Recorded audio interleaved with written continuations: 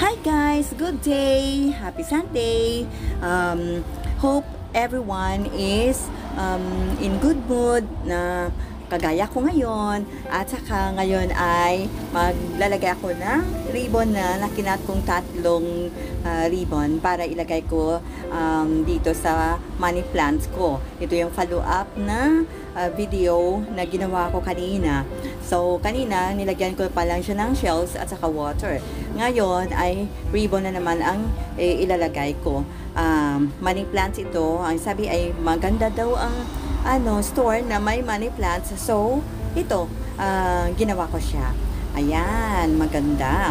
At saka, ilagay ito sa mesa ko para pang pa-attract. Okay? Thank you so much, guys. I love you.